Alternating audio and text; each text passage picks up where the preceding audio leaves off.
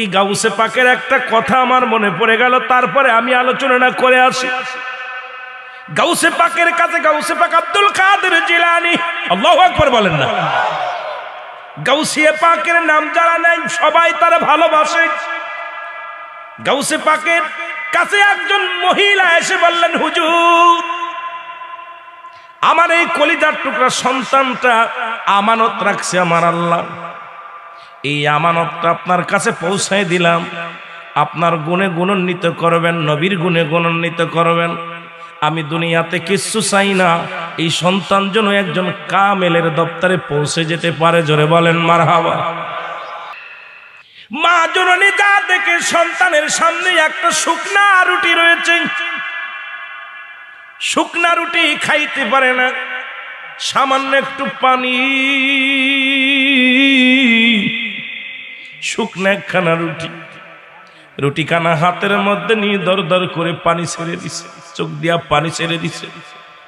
মা পিছন থেকে বলে, বাবারে তোরে কি শুকনা রুটি দেয়? কয়, হ্যাঁ মা, এই শুকনা রুটি একমাত্র আমার সম্বল। সারা রাত জেগে জেগে থাকতে হয়, সারা রাত জেগে তাহাজ্জুদের নামাজ পড়া লাগে, সারা রাত ভরে তাসবিহ পড়া লাগে। হুজুর বিনিময়ে আমার একটা করে রুটি দেয়, এটা খেয়ে পেটও ভরে না মা। হুজুর ডাক করে চলে গেলেন। মা জননী যায় দেখে, মেয়েটা যায় দেখে গাউসে পাকের সামনে বিশাল একটা মুরগি দিয়া, মুরগি ভোনা মুরগি খাইতেছে। গাউসে পাককে বলে, হুজুর আপনি কেমন ইসলাম মানেন, আপনি কেমন মুসলমান? আপনাকে আমি জানতাম একজন বুজুর্গ, আপনি একজন আল্লাহর ওলি, কিন্তু আপনি দুই রকম। আপনি যার কর্মচারী যারে আপনি রেখে গেলাম আমি আপনার মতো বানাই দেওয়ার জন্য, তাকে আপনি শুকনা রুটি খাওয়ান, অথচ আপনি খান মুরগি ভোনা দিয়া। এইটা কি আপনার ইসলাম? এটা কি আপনার আদর্শ? এটা কি আপনার বৈশিষ্ট্য? গাউসে পাক বললেন, মাগো রাগ করো না, কেন খাই মুরগি? কয়, মাগো রাগ করো না, কারণ তুমি তো আমার কাছে তোমার সন্তানটাকে দিছো আমার মতো বানাইতে, আমার মতো চরিত্র, আমার মতো গুণাগুণ বানাইতে বলছো, এই জন্য তারে আমি শুকনা রুটি খাওয়াই। কয়, তাই কি এইভাবে আপনি তারে শুকনা খাওয়ান, আপনি বোনা খান? বলে, মাগো এই বোনা গোস্ত খাওয়াইলাম, মুরগির হাড্ডি গুড্ডি গুলো নিয়ে। গাউসে পাক কয়, ও মুরগি জিন্দা হয়ে যা, সঙ্গে সঙ্গে তাজা মুরগি হয়ে গেছে। জোরে জোরে চিল্লায়া বলা যাবে না মারহাবা। মুরগি একদম তাজা হয়ে গেছে। গাউসে পাক ডাকতে বলে, মা আমি মুরগি খাইতেছি, তোমার সন্তানও খাবে, তবে আমি এই মুরগিটা খাওয়ার মতো উপযুক্ত হওয়ার মুরগি ভুনে খাই, তোমার সন্তানকে সেই সুযোগ নিতে হবে। আমি তোমার সন্তানকে আমার কাছে দিচ্ছ আমার মতো তৈরি করতে, সুতরাং এই মুরগি খাওয়ার উপযুক্ত এখনো হয় না।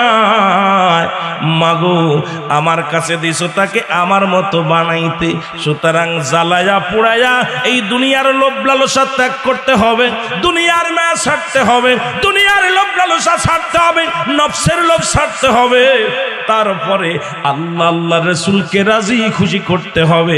আল্লাহ যখন রাজি হয়ে যাবে, রাসূল যখন খুশি হয়ে যাবে, তোমার সন্তান এই রকম গাউসে পাকের মতো পরিপূর্ণ হয়ে যাবে। জোরে বলো মারহাবা। মেয়েটা ডাক দিয়ে বলে, হুজুর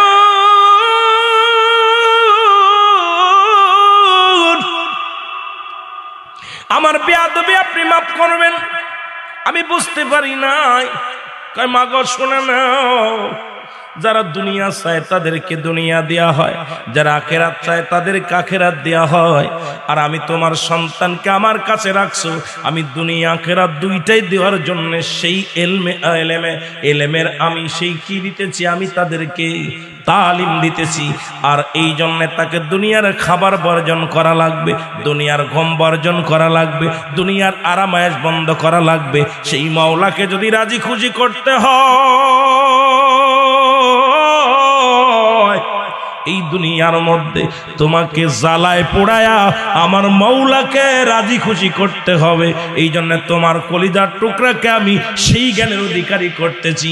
কারণ এলমে হুজুরি এলমে হুসুলি শরিয়াত তরিকাতের জ্ঞান অর্জন করেছো, আর আমি তাকে মারিফাতের জ্ঞান দিয়া এই পৃথিবীর মধ্যে কামেলের দপ্তরে পৌঁছাই দিব। জোরে জোরে বলেন মারহাবা।